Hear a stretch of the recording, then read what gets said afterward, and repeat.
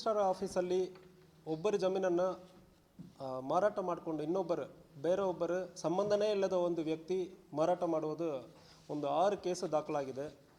ಅದರಲ್ಲಿ ಮೂಡಲ್ಗಿಯಲ್ಲಿ ಒಂದು 3 ಕೇಸು, ಹುಕ್ಕೇರಿ, ಸಂಕೇಶ್ವರ್ ಮತ್ತು ಎಮ್ಕಣಮರಡಿಯಲ್ಲಿ ಒಂದು ಕೇಸು ದಾಖಲಾಗಿದೆ. ಈ ಕೇಸಲ್ಲಿ ನಮ್ಮ ಆಫೀಸರ್ಸ DSP ರವಿನಾಯಕ್ ಅವರು, ನಮ್ಮ ಅಡಿಷನಲ್ SP ಬಸರ್ಗಿ ಅವರು, ಮಹಾಂತೇಶ್ ಬಶಾಪುರ್, ನಮ್ಮ ಎಮ್ಕಣಮರಡಿ ಚಾರ್ಲಿ ಜಾವಿದ್ ಇವರೆಲ್ಲ ಸೇರಿ ಒಂದು ತನಿಖೆ ಮಾಡ್ತಾ ಇದ್ದಾರೆ. ಪರ್ಸನಲಿ ನಾವು ಕೂಡ ಫಾಲೋಅಪ್ ಮಾಡ್ತಾ ಇದ್ದೀವಿ. ಇದರಲ್ಲಿ ಪರ್ಟಿಕ್ಯುಲರ್ಲಿ ನಮ್ಮ ರವಿನಾಯಕ್ ಅವರು ಮತ್ತು ಎಮ್ಕಣಮರಡಿ ಚಾರ್ಲಿ ಜಾವಿದ್ ಅವರು ಕೂಡ ಒಳ್ಳೆಯ ಕೆಲಸವನ್ನು ಮಾಡಿದ್ದಾರೆ. ಸಂಪೂರ್ಣವಾಗಿ ಸ್ವಲ್ಪ ವಿಚಾರಣೆ ನಡೀತಾ ಇದೆ.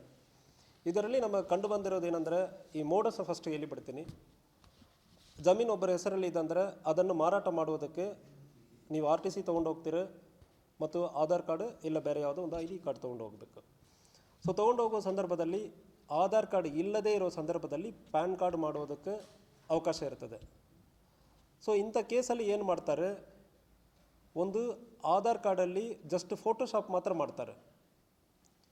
ಈಗ ನನ್ನ ಆಧಾರ್ ಕಾರ್ಡ್ ಇನ್ನೊಬ್ಬರ ಹೆಸರು ಹಾಕ್ಕೊಳ್ಳೋದು, ಆ ಫೇಸನ್ನು ಚೇಂಜ್ ಮಾಡ್ಕೊಳ್ಳೋದು, ಅದು ಮಾಡಿಕೊಂಡು ಒಂದು ಮಾರಾಟ ಮಾಡೋದು. ಇನ್ನೊಂದು ಆಧಾರ್ ಕಾರ್ಡ್ ಇಲ್ಲ ಅಂದರೆ ಹೇಳಿಬಿಟ್ಟು ಪ್ಯಾನ್ ಕಾರ್ಡನ್ನು ID ಪ್ರೂಫ್ ಆಗಿ ತೋರಿಸಿಬಿಟ್ಟು ಮಾಡುವುದು.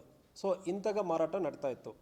ಸೊ ಇದರಲ್ಲಿ ಎಮ್ಕಣಮರಡಿಯಲ್ಲಿ ಒಂದು ಕೇಸಲ್ಲಿ ನಮ್ಮ ಜಾವಿದ್ ಅವರ ಇನ್ವೆಸ್ಟಿಗೇಷನಲ್ಲಿ ವಿಚಾರಣೆ ಮಾಡುವ ಸಂದರ್ಭದಲ್ಲಿ ಒಂದು 3 ಜನ ಫಸ್ಟ್ ಲ್ಯಾಂಡ್ ಮತ್ತು ವಿಕ್ಟಿಮನ್ನು ಐಡೆಂಟಿಫೈ ಮಾಡ್ತಾರೆ. ಯಾವ ಥರ ಜಮೀನನ್ನು ನಾವು ತಗೊಳ್ಳೋ ಸಂದರ್ಭದಲ್ಲಿ ಸಮಸ್ಯೆ ಬರಲ್ಲ, ಅವ್ರಿಗೆ ಗೊತ್ತೂ ಆಗಲ್ಲ, ವಯಸ್ಸಾಗಿರೋರು ಇರ್ತಾರೆ, ಇಲ್ಲ ಅವ್ರಿಗೆ ಕಾನೂನು ಅರಿವು ಜಾಸ್ತಿ ಇರೋದಲ್ಲ.